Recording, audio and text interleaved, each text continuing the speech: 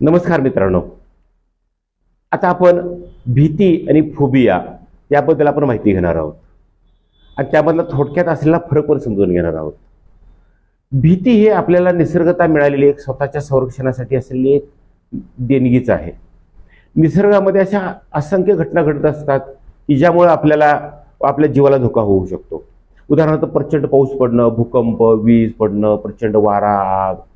आपल्या जीवाच्या संरक्षण करण्यासाठी मनामध्ये निर्माण होते ती भीती ही योग्यच आहे. उदाहरणार्थ आपण जंगलामध्ये आहोत आणि समोरून वाघ येतोय किंवा सिंह येतोय किंवा असले हिंस्र प्राणी आपल्या समोर येत आहेत. त्यावेळेला आपल्या मनामध्ये जी भीती तयार होते स्वतःच्या संरक्षणासाठी, तर ती अत्यंत गरजेचीच आहे. त्याचबरोबर आपण शहरामध्ये रस्त्याने चालत असतो, समोरून जोरात काही वाहनं येत आहेत. थोडीशी जरी चूक झाली तर आपला जीव जाऊ शकतो. अशा परिस्थितीमध्ये सुद्धा आपलं मन घाबरतं किंवा आपण घाबरत असतो. हे सुद्धा योग्य आहे. तरी सुद्धा आपलं फोबिया आणि भीती यामध्ये थोडक्यात फरक समजून घेण्यासाठी माझी थोडक्यात ओळख करून देतो. मी डॉक्टर सुभाष कोष्टी, क्लिनिकल हिप्नोथेरपिस्ट, संमोहन उपचार तज्ज्ञ व माइंड पॉवर ट्रेनर. गेल्या 15 वर्षापासून मनशक्ती सेंटरमधून हजारो पेशंटना संमोहन व इतर निसर्ग उपचार पद्धतीनं त्यांच्यावर ट्रीटमेंट करून त्यांचे मानसिक प्रॉब्लेम पूर्णपणे घालवलेले आहेत. आता थोडक्यात आपण फोबियाकडे वळू. फोबिया कशाला म्हणतात तर प्रत्यक्षात काहीही नसताना काल्पनिक संकटांना आपलं मन घाबरतं. आपण काल्पनिक संकटावर विचार करायला लागतो. आपण भीत असतो, आपलं काहीतरी नुकसान होईल, आपला जीव जाईल असं वाटायला लागतं किंवा मन प्रचंड घाबरतं, छाती धडधडते, घाम येतो, श्वास घ्यायला सुद्धा त्रास व्हायला लागतो. अशा वेळेला आपण हॉस्पिटलमध्ये जातो, शरीराची सर्व तपासणी करतो, तरी सुद्धा सर्व रिपोर्ट न येतात. अनेक दिवस औषध गोळ्या खातो तरी सुद्धा अजिबात बरं वाटत नाही.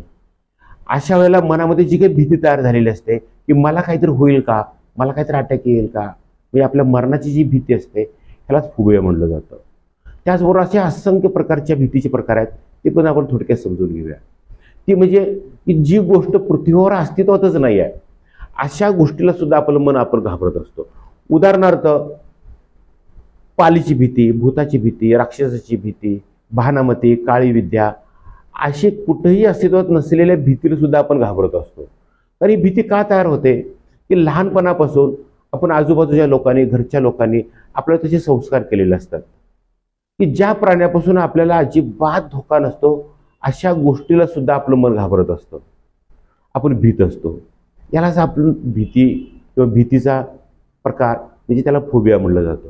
उदाहरणार्थ जगात अशी एकही केस नाही की पाल चावून किंवा पालीमुळे धोका झालेला आहे किंवा कोणाचा जर मृत्यू झालेला आहे असं एकही उदाहरण नाही.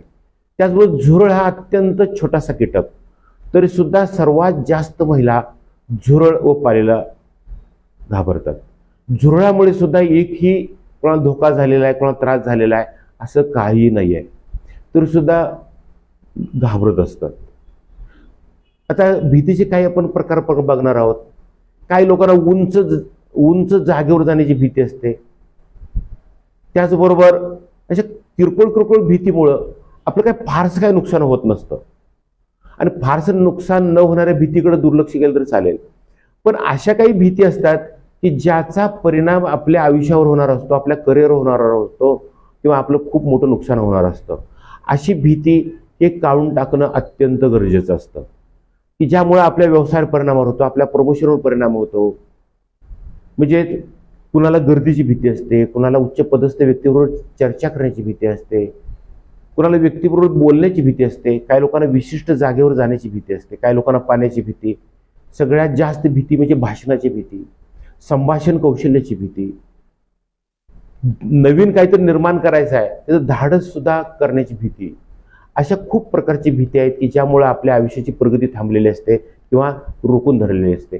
अशी भीती लवकरात लवकर काढून टाकणं गरजेचं आहे. आणि हे सर्व आजूबाजूच्या लोकांनी केलेल्या अनावश्यक वर्णनाचा व दाखवलेल्या भीतीचा हा परिणाम आपल्या अंतर्मनावर झालेला असतो. अंतर्मनामध्ये त्याचं रेकॉर्डिंग झालेलं असतं आणि त्याचे काल्पनिक व्हिडिओ मेंदूमध्ये रेकॉर्डिंग झालेले असतात की ज्यामुळं की ती गोष्ट आपल्याला आठवते किंवा ती गोष्ट ज्यावेळेला आपल्याला करण्यासाठी समोर आपल्याला जावं लागतं त्यावेळेला ती प्रचंड भीती मनामध्ये निर्माण होते आणि आपलं मन घाबरतं. त्याला वेळीच उपचार जर न केल्यास तर अशा कोणत्याही भीतीचं रूपांतर प्रत्यक्ष आपल्या शरीरामध्ये जाणवायला लागतं आणि त्यालाच मग सायकोसोमॅटिक विकार किंवा मनोशारीरिक विकार म्हटलं जातं. तशी लक्षणं काही आपल्या शरीरावर दिसायला लागतात आणि ही लक्षणं भविष्यामध्ये प्रत्यक्षात निर्माण सुद्धा व्हायला लागतात. त्यासाठी हा फोबिया विकार घालवणं अत्यंत गरजेचं आहे. फोबिया विकार हा जाऊ शकतो का? भीती जाऊ शकते का? हो, नक्की जाऊ शकते आणि ती कायमस्वरूपी जाऊ शकते. मात्र औषध गोळ्यानं हा फोबिया तात्पुरता दबला जाईल किंवा भीती तात्पुरती थांबली जाईल.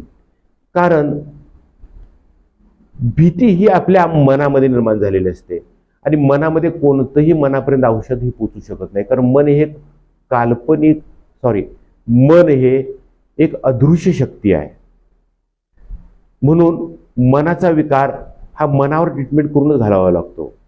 भीती घालवण्यासाठी मनामधील झालेले रेकॉर्डिंग, मनामध्ये झालेले काल्पनिक रेकॉर्डिंगमध्ये काही बदल करावे लागतात आणि त्यामध्ये बदल आपण करू शकलो त्यासाठी आपल्याला संमोहनशास्त्रासारखा, त्याचबरोबर NLP, EFT, TFT, व्हिज्युअलायझेशन असे खूप असे वेगवेगळे टेक्निक्स आहेत की ज्याचा वापर केला तरी भीती कायमस्वरूपी नष्ट होऊ शकते.